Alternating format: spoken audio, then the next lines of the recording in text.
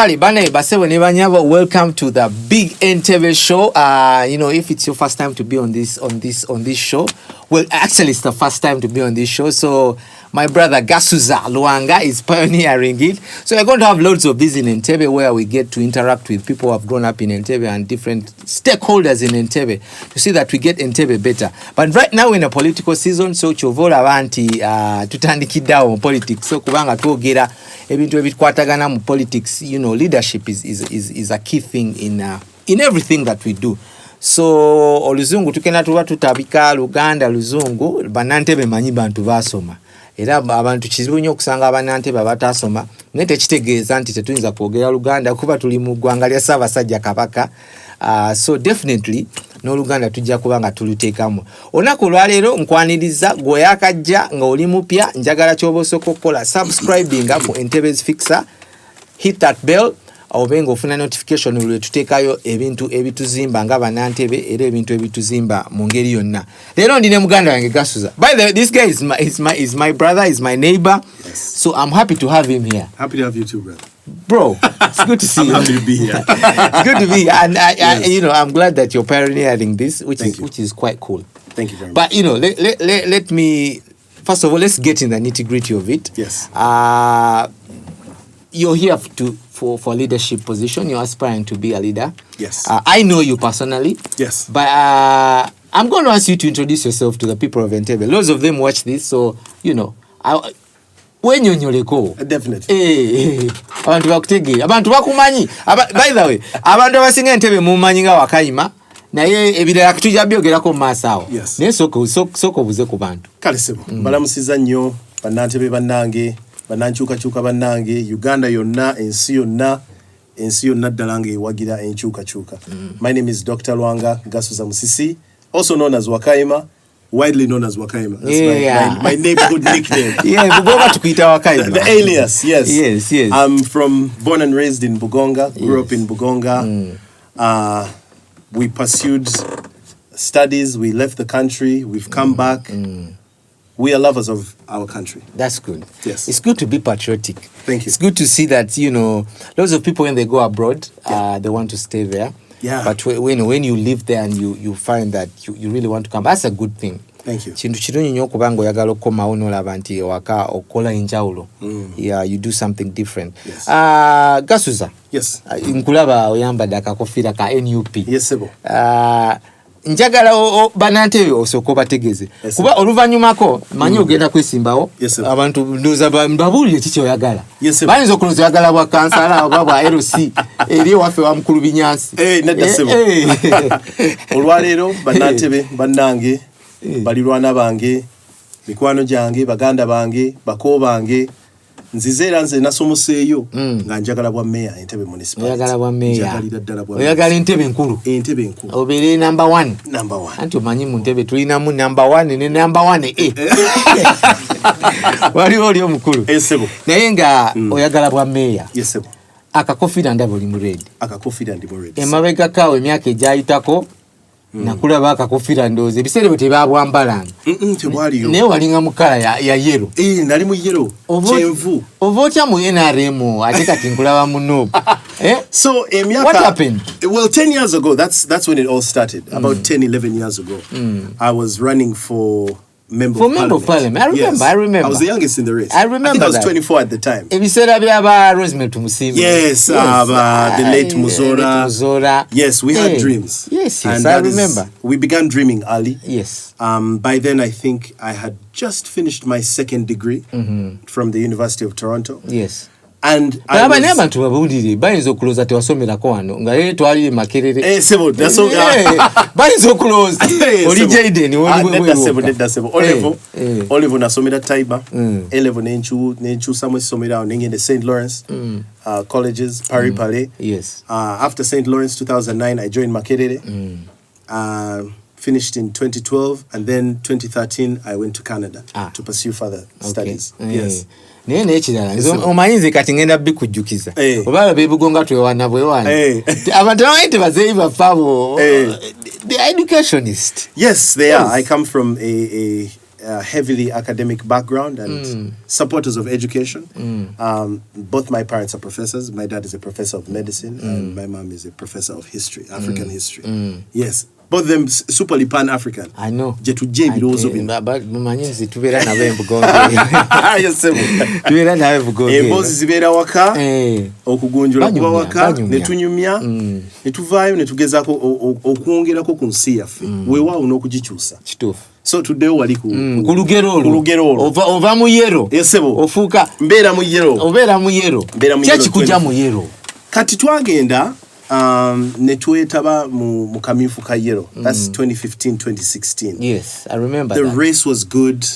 The support was strong. Yes. Bannantebe mwandaga obwagazi era n'okumpagira ne mumpagira mbeebaza nnyo.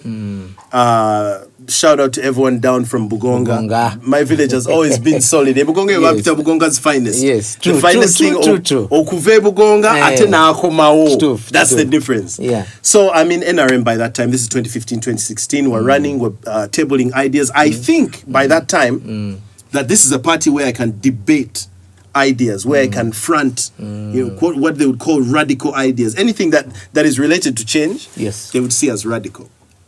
And so quickly, to my surprise back then, quickly I would get shut down. I would get messages, I would get threats. Openly, people would tell me, leaders would tell me, sirika kakana, oli mwana muto, linde ejamu ejijja. Kyokka buli omu akwata akazinda n'alyoka agamba, you are the leaders of tomorrow. My tomorrow is today. So we go through and we're going through now the primaries. The process was marred with irregularities. We had lots of voter intimidation. Nabiranga ne timu yange. Nga bannantebe bantu betwakula nabo. Baba wambye, baba kubye, sijja kwogera manya naye nina muganda wange abeera wali waggulu eru nnyo. Baamukuba tiyagasi ne mukyala we ne babambula engoye ne babasiba ku miti. Tiyagasi yavadda. Tiyagasi yavadda ne kakalifomu. Emmotoka yaffe ne bagikwata oba bagisituza kisimanyi ne bagikasugeeyo mu kitoogo wansi mu katabi. And all of this was coming out because we are quote unquote by that time stirring change. They mvudde mabeganga anjogera nti nzija na lweyo. Okay. Council yafeeyo yeetaaga kwerebwa. Era ne kati bannantebe we mundaba nga temundabye na lweyo mulumpe. Mumpangayo olukumi. Kwezi 15 wa NRM zagenda okuwa. Wakayima n'omugulirayo olweyo. Kuba nze nazze kwera kibuga. So we were intimidated, we were scared they would beat us, it was a mess. It was a whole mess. So coming towards the election, we have this meeting and they tell us, okay, you know what, you're not going to pass through, so and so is going to pass through, but what we would like for you is to sort of stay and do and we'll groom you. And with my politics, I don't agree with that. It didn't sit down well. I don't agree. What are you going to groom me to be? To be this action that you've been doing towards me? Remember, by then I'm young. I'm 24. I'm still young. Okay. I'm still young. Yeah, definitely. But right over there, I'm 24. Yeah. Hot with ideas. Hot for change. A love and passion for my country and for Entebbe as well. Yes. And so I didn't think it would get that deep. But it got deep really quick. Akalulu ne bakabba. Entebbe yonna neeraba. Bino si byange. Osobola okugenda wansi ku ground ne tulaba. But the election was marred with irregularities, and then after that, 2016, when something like that happens to you, when something like that happens to people who are close to you, when something like that happens to people in an area and a neighborhood where you've grown up, it changes you. Okay. So 2016, I leave NRM. Okay. And so when do you now join NUP? So I'm coming. Yes. So I'm coming along there. Yeah. So 2016 I leave NRM. Okay. And I'm like never turning back. All right. And I had a master's scholarship that I had deferred. So I take it on and I'm like, okay, I'm going to go and change everything and I'm just going to refocus and re-strategize and everything. So I leave and I'm single for a while. Single? I was not for single. A while. for a while, party-wise. Party-wise, politically. Yeah. So I was single there. Yeah. 2016, 2017, 2018, but still with the heart of my country. Yes. Still understanding that, hey, you know what, we need something different. This cannot be the norm. We cannot normalize mediocrity.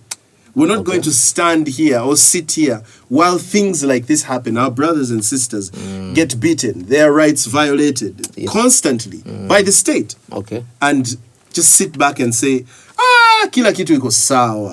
Everything is okay. Everything is okay. So I begin reading, and my master's was in social justice. Okay. I begin getting exposed to a whole bunch of different material. I'm taken by the works of Thomas Sankara. I'm taken by the works of Samara Machar. I'm taken by the works of Nelson Mandela. The Ali and Nelson Mandela. The Ali, right? I'm taken by the works of Patrice Lumumba of Congo. And so I get a deeper revolutionary thought within my mind. In 2017, I began my PhD. Okay. And I began getting active within student politics and also grassroots within our community, our Ugandan community. Yes. In 2019, I took a big step and I vied for the position of Guild President at University of Toronto, which is the Harvard of Canada. It's the number one. Yeah. And I beat the incumbent. Wow. I think I emerged with about 92% of the vote. So I can imagine being a foreigner, winning the Guild election. Yes. How was that? Because you would imagine that being a foreigner puts you on a disadvantage. Yes.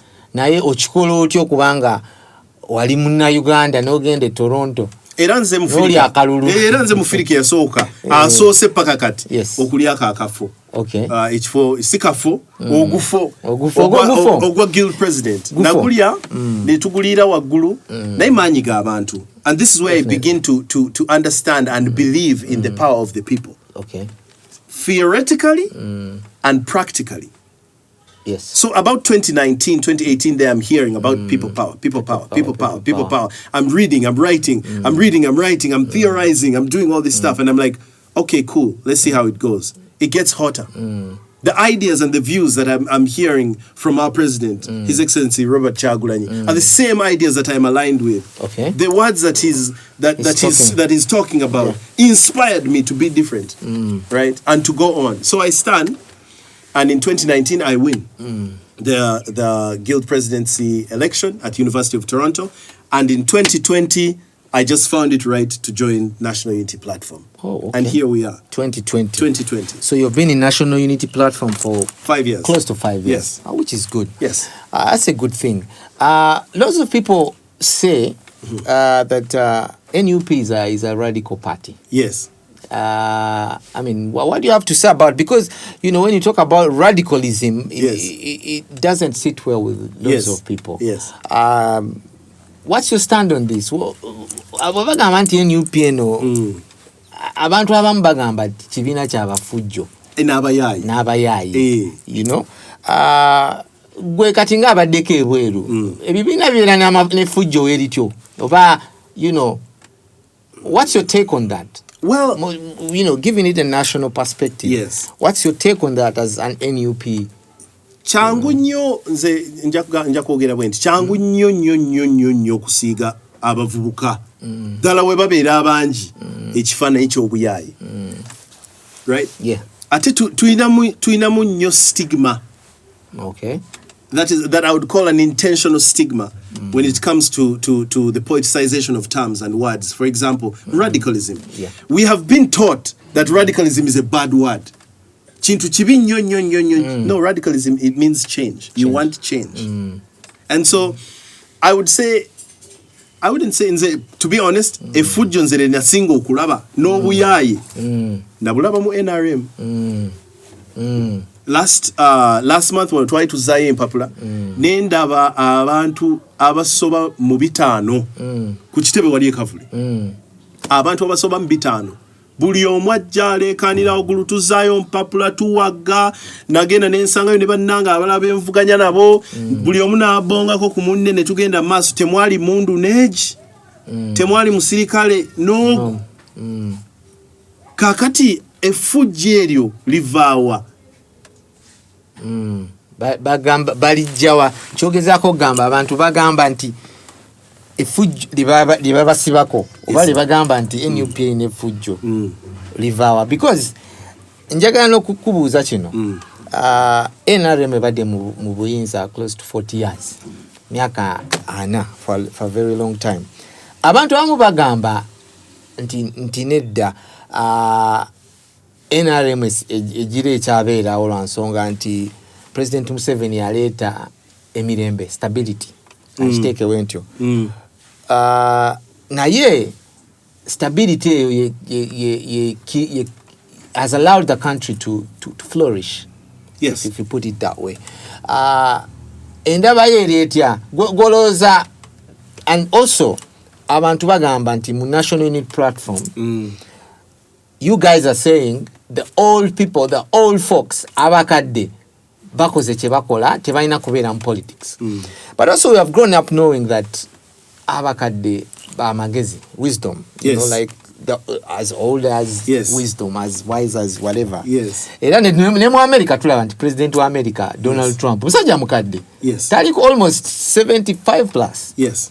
So abantu bagamba NUP mwogeza kajanja bye mwogerako temubimanyi, you have no experience at all in this politics. So webaba kwase gwanga, yes, you can take us to a place we don't want to be, or we want take us back to a place where I would say to the people who have that thought that experience is something that is built. I remember a while back when we were out submitting job applications and what. I remember submitting job application to a certain job that was saying you have to have 10 years experience in this field. Yes. But then at the same time, we're looking for candidates between the age 25 to 30. How do you build 10 years minus 25 is 15? So a lot of these things sound good and look good on paper, but in practicality, they do not make sense. Okay. The current president that we have right now, by the time he took power in 1986, was how old? It's about 40. In his early 40s. Yes. And has decided to stick on for 40 years. Another 40 years, yeah. That comes with heavy disadvantages. The risk is big. Okay. And we are seeing effects of that. 40 years staying in power for 40 years, I've traveled the world. I've studied extensively. I don't see where it turns out to be a positive thing. Okay. You tend to find yourself in a position whereby you have to safeguard and hold on to that power to consolidate it. So we see a lot of irregular things happening. For example, I'll say one controversial thing here. I don't see why Uganda has a parliament that big. Okay. 500 plus parliamentary seats, and we can't fund our schools, and we can't fund roads, and our healthcare system is collapsing. But we have all these. This is why we need change, and this is why we need National Unity Platform. People would say that it's effective representation, that a small number of people are represented properly in the parliament. Is that the case? Well, that's what they say, but we, us who like studying history and other things, we study comparisons and we can see. 1962, let's say in the 1960s, we had a very small parliament, one of the most effective parliaments. 62, yeah. Yeah, about the just closely after independence. Yes. Yeah. A parliament of sometimes incentivized. Well, not sometimes, most of the times incentivized. Hell, like the way we are incentivized over here, we recently saw in the news 100 million. Yeah. Given each member of parliament. Yet we have primary school teachers who are paid peanuts. Yet we have a healthcare system that is unfunctional. Step in Churudu right now and you'll see. Go up to Entebbe in grade B and you'll see. So I think these are the effects that come after, a long time of just clenching onto power that you need to let go. Okay. Yeah, but ekyo kituufu ky'ogamba, just to bring it home, yeah? But then there's always been a question of alternative. Yeah. Nti tugamba nti Museveni oba NRM, you've been in power for 40 years, but what's the alternative? Because when we tukuba torch mu National Unity Platform, we have seen several things happening. Yes. For example, recently we saw Honorable Mpuga and his group. Yes. They've started a party. Yes. DF. Yes. DF, so they call it. Yes. Netulaba n'abantu abalala bangi abavudde mu NUP. Yes. Nga they saying mu NUP there is no what should I call it? Tewali kuteesa. tewali wa Seruganda. Abamu bagamba nti NUP a brewing some new kind of dictatorship. Abamu bagamba ebintu era nga ebiri mu NRM and NRM ebintu babifula bya family. Ne mu NUP babifudde bya family. So I mean omuna Uganda ayinza okugamba yes there is need for change. Naye alternative eriwa. Abamu bagamba nti betulaba eno betulaba neno. So I don't know how you perceive that, most especially ngo Ogambe wali guild president in Toronto. Yes. You've seen it, you've seen something different. Yes. Go olaba ebintu bino ebigenda maaso. For example, the likes of Mpuuga and his clique leaving NUP and ne bagenda ne bakola ebirala ebyabwe ne batandikawo. Isn't this just going around circles? Well, democracy is an interesting thing. I'll say that. And I'll, in the same breath, I would like to say that amanyi g'abantu tegalimba. Mpuuga ne banne baddembe okugenda ne batandikawo ekyabwe ne bavuganya. Era we've seen it. Naye amaanyi g'abantu go tegalimba. Era obwagazi, era obwesigwa bonna tulaba gye buli. Feno mu National Unity Platform, we're not shaking. Tetutidde akatengo temuli bagende bavuganye fenaffe tutambuza kyaffe tebabatwaleka abantu apana buli lunaku nze bwe nagenda okufunira kaadi yange mu 2020 I think my number nali mu 290,000 or something like that abantu abakafuna kaadi membership card. Yes. Kuluno wenazeyo nalabi kadi y'omuntu ngeri mu bukadde 7 million and something olina ngamba nti ane mu 10 mweziri. The thing about honest politics and democracy is that ngabo wonobeera onowuliza ebigambo byange bino oba nenkukyusa oba naawe n'okyuka sina kubanga nza kukyusa olw'ebigambo ebyange byenzija nenjogera n'owagira n'ogamba you know what this is different, this is a fresh idea, I need this. So every day we have people who come and add on to the struggle. Now, in that group of people, we know, and just as it is everywhere, you know, amata osobola okujja n'amata naye amata gajja n'olububi ate oluusi mubeeramu n'ebintu ebirala kyova olaba tusengejja ne tusengejja amata gano tufunemu kiri cream de la cream. So ebirala ebiwuka ebikisigamba abantu tukyali ku mata oluusi bibeeramu naye ne tubijjamu. It's all part of the process. National Unity Platform is a political party. The National Resistance Movement has been, that they like to call a political party, has been in power for 40 years and has not changed. What is the National Resistance Movement resisting? Let's think about the name. As per National Resistance Movement. What are we resisting when you've been in power for 40 years? When our school teachers are not paid. When we have doctors running to South Africa, running to Rwanda, straight fresh out of medical school, because there are better incentives over there. The only people we see interested in giving incentives to are politicians. So what we've seen in the past about 20 years is a shift from politics of leadership to politics ey'obusuubuzi. Tuyina abasuubuzi kyova olaba bali eno bali ajja wano n'agenda eri anoonya kaafunamu. Nga wokireesawo njagala kubuuzawo ekibuuzo. Because ogambye abantu banoonya bya busuubuzi. Basuubuzi. Politics. Kyensuubira nti kiri ku side yombi. Nti nno neeno mu opposition. Kuba kakati otunula fragmentation nze ngenda kiyita okumenyekamenyeka kwa opposition.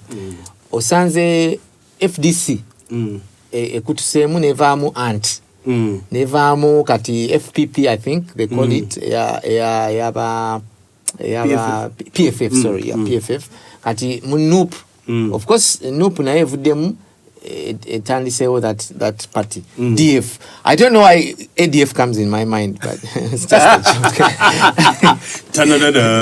but you know, but yeah, it's just letters playing my mind. But isn't this fragmentation abantu, because twandigambe singa tetunoonya kwekusa. Yes, sir. Tetunoonya genda mu parliament kwekusa selfish interests.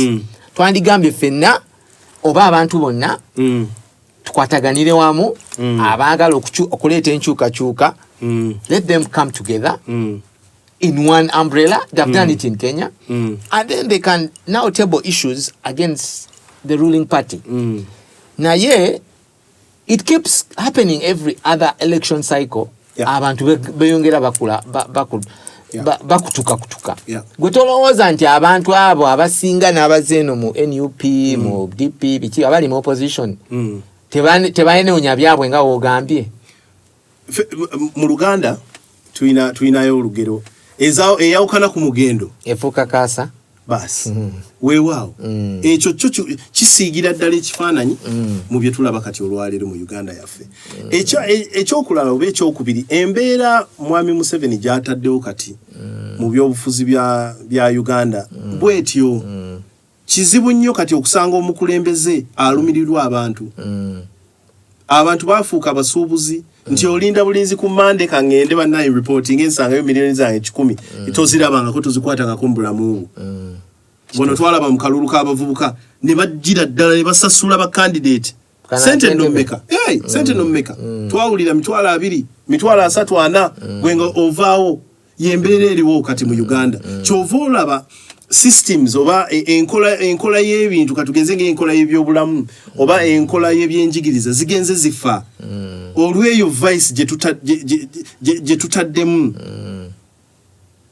And when I say gye tutaddemu, Mwami Museveni yagireese naye ate bakulembeze baffe bagikkiriza betwasindikayo okutusakira bagikkiriza oba Entebbe oba Ajumani oba wa kakati fenno mu National Unity Platform awe tugambira nti embeera eyo tetujagala tetwagala kutubuzaabuza tukoye. It's been 40 years kati nze omulembe oguliko ndi muzadde n'abaana bange kati bakulire ku kyekimu.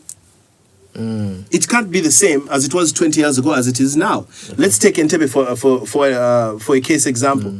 20 years ago in Entebbe, nze nzijukira Entebbe yayinanga systems. Entebbe yayinanga a loose, but it had a system, a loose transport system. Katugeze nga wali ku kyalo kyange ekyebugonga taxi nga teziyitamu. Twabeeranga ne taxi za mirundi 2 ne boda ye transport system. Then specials nezijja oluvannyuma.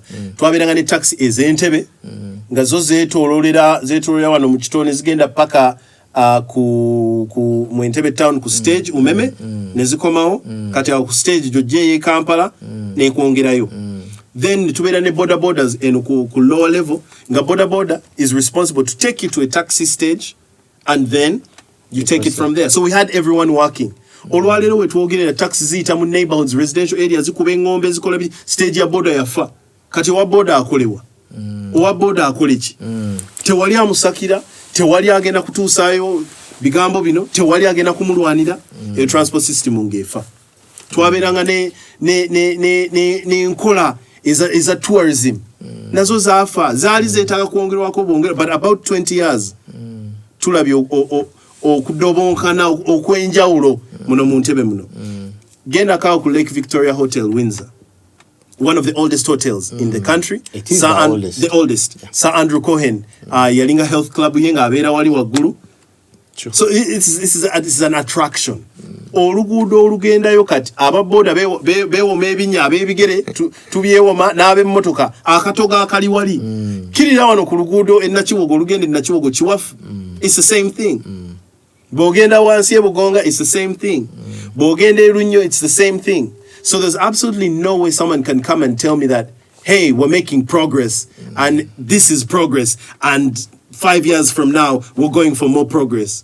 When abavubuka baffe kisanje ku kisanje tetuina nkola evudde mu municipal for example egamba nti mu byalo 24 eby'Entebbe ku buli kyalo tugenda nga tulondako abaana 10 bebana 240 and we're going to create positions for them and fund them to study these things so that when this factory is done or in 1 year these people have the skills to do ABCDE. No, we come with handouts. We give out the fish, we don't give out the fishing rod. Okay. And that has done, and so lifting from Entebbe, it's countrywide on multiple levels. We are seeing it with members of parliament. We are seeing it with mayors. We are seeing it with a lot of state actors. And so kudobonkana kwenjogerako. Nabaddeko ogenze nayogera ekintu you said something which is factual. Nogamba, actually you referred to 20 years ago. Now I want to bring you home. Yes. I want to now bring you home in Entebbe. Ogambye emyaka 2 emabega ebintu byali bikola ABCD. Actually okyogedde n'enjukira omuntu omu yangambye emyaka 2 emabega Entebbe yali mu mikono gya kibiina kya NRM. Emyaka ejaddakaawo emyaka 10 atugambe emabega ebadde mu mikono gya DP. Kati onangamba oyina bukakafu kinti tunakwata Entebbe era tugizeyo mu mikono gya opposition nga opposition yebadde at the center stage of ruining everything. Kino omuntu yakimbuuziza nekirowoozako kuba gokireese bwotyo nongamba emyaka 2 emabega, so it clicked to my mind. So how are we going to now start convincing people that we are capable of delivering or doing something spectacular for Entebbe? Well, also no later ekibuuzo ekyo ekya DP, right? Nze mukusoma ukwange uko high school ndayagalanga nnyo art. Kakati okukola kala kiragala ka green yako bwoba okakola otabula kala ziki langi sizo otabula oba oteekamu blue n'oteekamu oba ne yellow nga mungi yellow yabo mungi ka blue nga katonotono n'olyoka olaba ekiragala okiraba bro. Kakati yembeera if to leave that and come back here yembeera gye tuzze tulaba nti even if we had 10 years DP and now we've had 5 years of NRM, I don't even know how we had 5 years of NRM given this last election in 2021. I don't know how that got there, but we'll get to that. But it's been the same. Tewali njawulo olwaleero wakati wa DP ne NRM era bajja ne bavaayo mu lwatu ne batugamba nti fene bali dia muchala na mwami bali wamu bali mu kitanda. Yes, and that's what it is. It's the alliance. If you want to theoretically or terminalize it, it's quote unquote an alliance and blah blah blah, but they're the same. The same problems that we faced or that we're facing in these 5 years of NRM are the same problems we faced in the previous 5 years of DP. It's rapid and a widespread land grabbing from the municipal level, right? We have, look at the infrastructure. It's dying down. Our schools, look at Chadwick in Amati, look at Sacred Heart Bugonga, look at Lake Vic Primary School. 40 years ago, these schools were the top schools in the country. Ninako jawange yasomera ku Chadwick in Amati. N'alyoka agenda enkumba okusoma technical naye nga teri ayinza kumugambako olwaliro wetwogerera otuuka ku Chadwick nga temuli na tairo oba tarazo oba peva ya deneji omusomesa otuuka ayi nakuga nze weekend osigenda kusasula kuba omusala gwa nguluddeyo. Right? So when we're to look at back to your question about will opposition do something, I don't think we can categorize. What's the difference? What different can you do? It's opposition. Right now, I don't think we can categorize DP as opposition flat out. We're not going to stand here and say DP. No, but before then, they were opposition. They hadn't got into the marriage. In the back, but they hadn't got into the marriage, but they were dating. They were dating. They were courting. They were courting. You see what I'm saying? Okay, I hear what you're saying. So for us, one of the things that we pride ourselves and we prioritize in the National Unity Platform is obukulembeze obwerufu. Obwerufu chintu chikulu nnyo mu National Unity Platform. We don't mess around things like that because we've seen the extent to which corruption on whatever level can detour someone from the message. As we said, eyawukana ku mugende ekola etya DP eyawukana.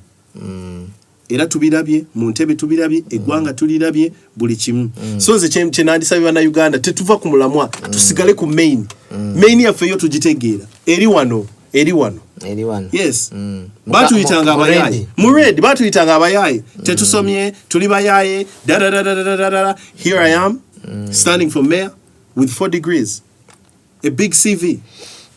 I see. I'm not seen as a threat in my party. Actually, you've mentioned that. Now I want to. It raises another concern, Yes. or another question.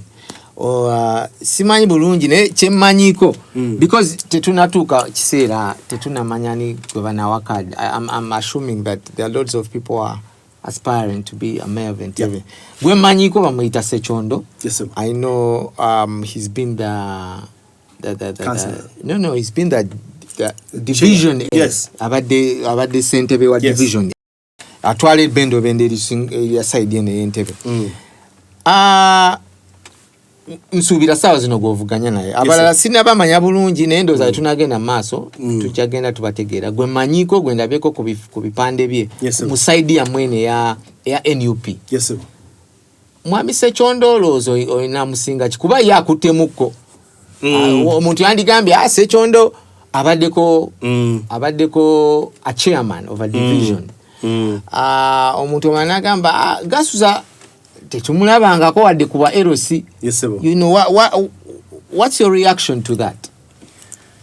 Well, again, we can look at people's leadership backgrounds and be able to judge that. I would be very skeptical of a person who has already been operating in the system, especially now at municipal level, because ebintu emivuyo ejiri mu municipal yaffe minene mu division A minene mu division B minene. I come with fresh leadership. Okay. I come with tested leadership. Nze naliko obwa guild president ebisanja bina. Nayenga buli mwaka tukwata budget ya $14.1 million. Tebajja na bisawo. Muna Uganda eziba sente mmeka baganda banga bali eyo. Eziba sente nyingi. Ate tebajja nazo nti mu kikutia ne bateekaawo. Nedda tukola finance committee ne tutuula ne tutema empenda ne tukola committees ne tukola caucuses ne funding projects ne tukola think tanks. Bino byonna bigenda bikuyigiriza financial discipline.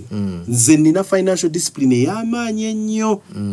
Naye wano ku council kyekifo ky'ogenda mu n'owulira obuwumbi busatu bwafulumya abantu ne essimu yoli netaddamu kuvuga taddamu gikwata toddamu kumulaba. Oyinza okugamba eyo gye wali mu as a guild president wali okola n'abayivu oba at least omuntu yena ali ku university whatever level oyinza omuyita omuyivu naye council zitulamu bwe bayita ba councillors.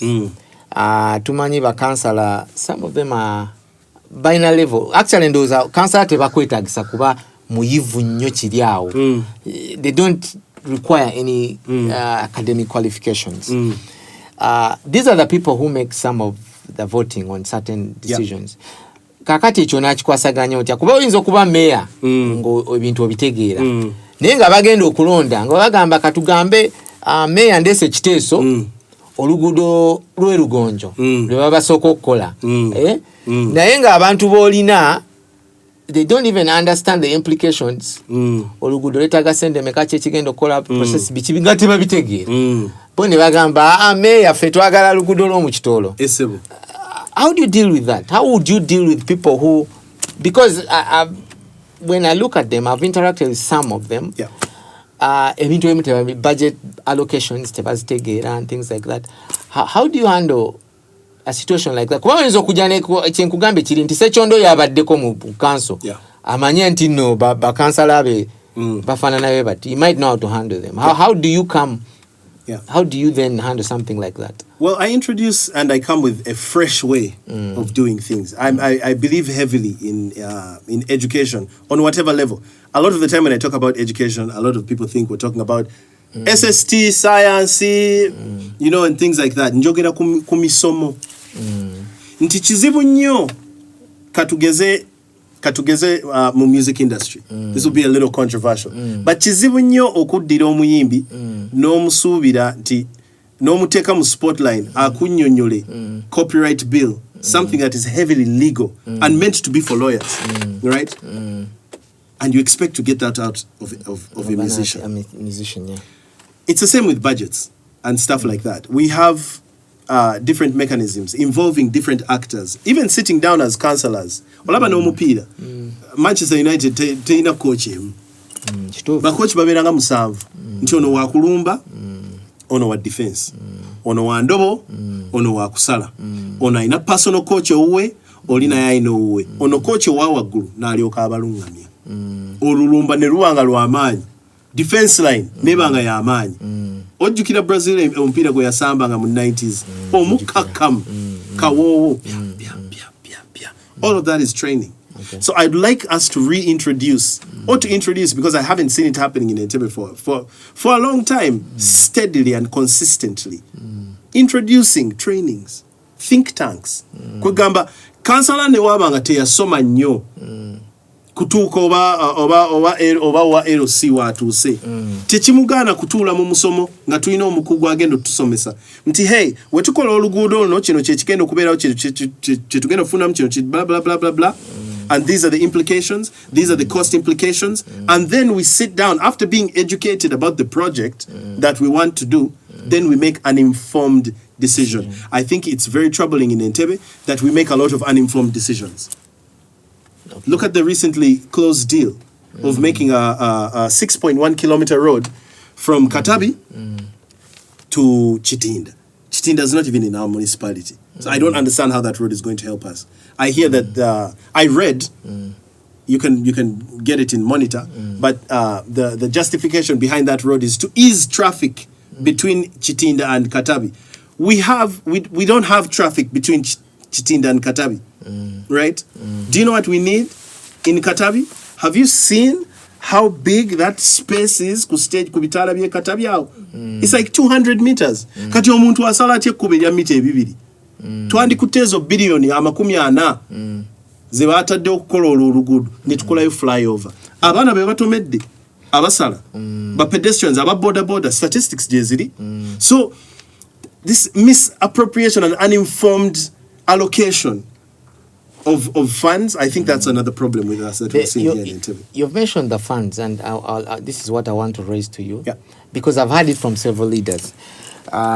You've raised the issue of the road, and they will tell you that they're not. For example, that road, which is the express road, they will tell you like, look, municipal is not responsible for that. It's a UNRWA road. UNRWA makes all the decisions. They're made from up there. Then they will tell you about that road that you're talking about, the 40-something billion, whatever. They'll tell you, no, we don't even have a decision in that. It was made by Greater Kampala Metropole, a kind of thing. So as a mayor, how then do you handle, because some of those decisions are literally not made by the council in Entebbe, but they impact Entebbe. Directly. How do you then handle these external developments per se? Because obviously it has to be a greater development that falls into the national plan and all these kind of things. How do you then handle this to be impactful in Entebbe? Well, first of all, I'll just like to point out that our mayor and current quote-unquote mayor that we have signed off 40.8 billion to have this road going on. Secondly, it runs back to having informed or having an informed approach towards something. We have to begin collecting data. Sure. Our municipal doesn't. We rely on data that comes from external. But as our municipal, if we have data, where are our data research teams? It would be very easy to know or to come out and say that, hey, you know what? Fixing this road that goes down to the ferry that takes people to Kalangala is much more important right now than having a Katabi Chitinda road. We need to have, it goes back to what I was saying about informed decisions. We need to have task forces. We need to have think tanks. Netubeera n'abantu nga bo ba mu community coming back with reports. And we sit down as the mayor's office and discuss, we have X amount of feeder roads in Entebbe, and we have one main road. The main road is fine. The feeder roads, 2 out of 10, right? This is what we're going to do, or this is what we need to do. Let's get an expert to inform us about this based on this research that we have collected. Okay, I see what you mean. Now, as we come to the conclusion, as we near the end, I want to ask you this question. You want to be the mayor of Entebbe? Yes. What's wrong with Entebbe, and how do we fix it? One of the things that has pushed me most to run for the mayor of Entebbe is I would like to return the gist to Entebbe that has seemingly dimmed down. The light. Ennono. Entebbe twainanga ennono. Nga kwe tutambulanga n'omuna Kampala bw'aba ayingira Entebbe agamba wow. This is it. Ntuuse Entebbe. Ntuuse. Everything in Entebbe is crying out for a system. We cannot rely on an individual, and we've seen this nationwide. This over-reliance on an individual, thinking that an individual will be able to create a sustainable solution to issues that we face. It doesn't work, and it does not work like that. In Entebbe, we need systems. We need systems in the country. We need systems that are related to transport. We need systems that are related to tourism. We need systems that are related to youth empowerment and business, women empowerment. We need systems that will be gearing our healthcare. Entebbe has no systems. That, for me, number one, would be the problem with Entebbe. We can talk about everything else, but once we don't have these systems, once we don't have people, for example, you asked me a question not too long ago about what would I, make different about that. Entebbe doesn't have a person who is going to stand up, or a group of people who stand up and say, hey, you know what, we need to build this system, and I'll let it go. Even if I'm gone, it will continue. So we don't have sustainable systems. We have quick fixes. Ntiba nange njale numa kwata ekyennyanja genda osiike. Naye nga n'enki egenda kunnuma, n'oguddako egenda kunnuma. Kati wokimpeera omwezi gumu oba nfuddemu musabirizi kisabirizi. Yeah, mba nfuuse muddu. And that's what happens. We're not teaching people how to use the fishing rod and go and get yourself enough fish for you to eat, enough fish for you to sell, get some income at home. And all of this is part of system building. I am heavily reliant on building systems in Entebbe that will take Entebbe from where we are right now to Entebbe as a modern city. Entebbe as the stage city of Uganda. Buli muntu ayingira wano Uganda mu airport, the big figures, basookera wano wansi. Kukisaawe. Yeah. Okay. Now finally, because Uganda okimanyi kino kankibuze na mu Uganda lwa nsonga nti tukimanyi bulungi Uganda mu nsi yonna yesinga abaana abavubuka. Naye era tukimanyi bulungi nti Uganda yemu ku nsi ezina very big number of unemployed youth. Yes. Ekyo kizibu tekiri kya Uganda yokka naye n'Entebbe. Ekya Uganda yonna actually including Entebbe. Entebbe tulina abaana abavubuka bangi tebalina byakola.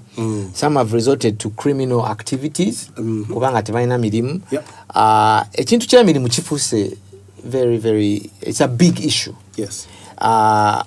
Abavubuka ab'Entebbe nandiyagadde obannyonnyole oyagala kubeera mmeeya naye olina pulaani ki ku bavubuka bano obategekeddewo ki Mukama aba kugonnomoddeko ekifo ky'obwa mmeeya?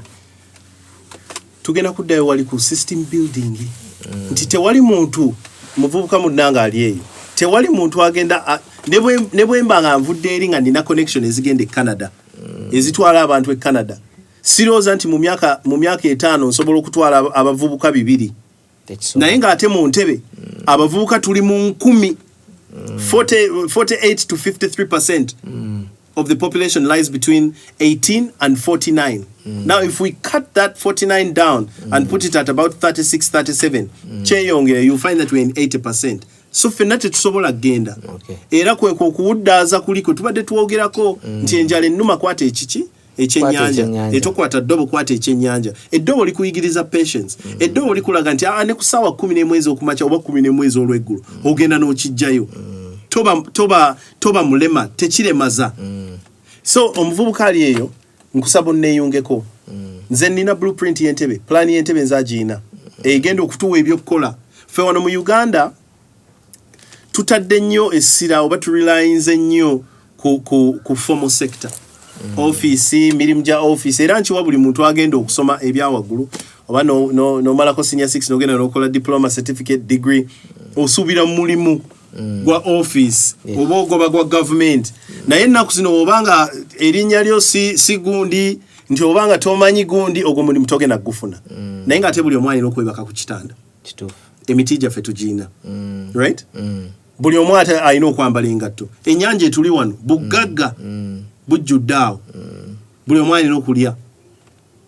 Nze njagala ndeetewo entegeka nga etadde nnyo amaaso mu byenjigiriza nga toyina kubeerako nti S4 certificate P7 oba wa age bracket wise tubeere nga tusobola okuyingira workforce nga tusobola okucompetinga. Tulina hotels 5-star hotels ezisoba mu 5 muno mu Entebbe. Tulina muno abakozi abava e Kampala. Lwaki tetulina hospitality institute? I think a course for hospitality lasts 1 year. Yeah, indeed. What type of bursaries are we giving out at the municipal? If it's not there, you know, to empower our youth to work in these hotels, to work at our airport, to work on the lake, to work within our transport. So nze size kugaba kyennyanja. Nze nzize kuteekawo ntegeka na nteekateeka n'omwana wange gy'anaafunamu. Njagala omwana wange naye abeeraawo nga kwegamba asobola okugaa nti nze sijja kugenda mu senior 6 after senior 4 ngenda kusoma eno course ngenda kusoma n'eno course ntandikirewo okukola. Okay. Zino engalo yadde zonna zibeera ku kibatu tizenkanankana. Ono ayina amaanyi ge, ono ayina amaanyi ge, ono ayina amaanyi ge, naye ffenna we tukola bwe tuti tugenda mu maaso. Era nkusaba wonna wonna w'oli kola bw'oti tugende mu maaso. Amina. Esebo. Bannange, my brother Gasuza, sookera ddala weebala okujjako wano leero okubeerako naffe wano. Kibadde kinyuvu nnyo n'abantu b'Entebbe. Bane Gasuza mumuwulidde ayagala kubeera meeya w'ekibuga ky'Entebbe. So alibaze mumwe abongera enjiri eno gy'abadde abuulira. Mulabe musalewo mukole okusalawo okw'amazima okusalawo okulungi. Njagala nange obbagaliza olunaku olulungi naye nga nkusaba ekintu kimu, subscribe nga ku channel eno neno link gitambuze bwe buli wogifuna gitambuze n'omulala asobole okuwulyako ku bigambo ebiwoomu webiti. Tugenda kuba tuleeta abalala bangi nnyo kuba abeesimbewo bangi toyinza bamalayo, bonna tubateeke ku mmeeza wano mubasunsulemu muwulire ebigambo bye boogera, mulabe ani asinga, ani ayinza okukola ky'oyagala, ani ayinza gwe okukolera. Kulwa Katonda n'ensi yange, let me say bye for now. Till next time. Akatalekeka. Kabawo akatalekeka. Kale sebo neyanziza nnyo sebo. Kabawo. Njagala nkweyanze sebo. Mwebale nnyo okunkyaza. Bana Uganda, bana Entebbe, bannankyukakyuka ffenna. Mwongeremu amaanyi. Temuva ku mulamwa. Tetujja kuggwamu maanyi. Tugenda mu maaso. Nina kenjagala okuyisaawo tulina enteekateeka. Nze amyuka akulira eddwaliro lya Entebbe Lakeside Hospital. Gwe bandiise mu luzungu deputy CEO. Nina enteekateeka gye tuzze okuleetawo nga y'abakadde. Eddwaliro liriwa? Eddwaliro liri awo Kitinda. Okay. Nga wakakirya kasita obuuza Entebbe Lakeside Hospital ojja kuba otuukirawo ddala. Twagala tutandika okuteekawo enkola ey'ebyobulamu tusokere ku bakadde baffe. Eno operation gye nkolako gye twatongoza bagiyita operation kuzza muzigo, twagala tuzza omuzigo. Era we mundaba nga mpita ayita ng'omanyiyo omukadde obanga olinayo mukaddewo, tujja tubawandiisa nga tugenda kulondayo olunaku lumu mu mwezi, era July tumutandise, coming to the end of July, nga tugenda tutwale abakadde baffe wali ku Entebbe Lakeside Hospital bakeberwe ku bwereere abasawo abakugu. Yes, njagala tukozese opportunity tugirabe ng'ekola. Bwe ntuuka wali mu Entebbe kigejje tukyongereko tutekewo abaana baffe, tulyoke tuzimbe insurance policies, tujje nga kwegamba kyeyagaza okubeera nga oli mu Entebbe, kyeyagaza okubeera nga osula mu Entebbe nti oli mu Entebbe nga tulina health care. Obulamu bwe bugagga. Mbagala nnyo bantu bange. People power, our power.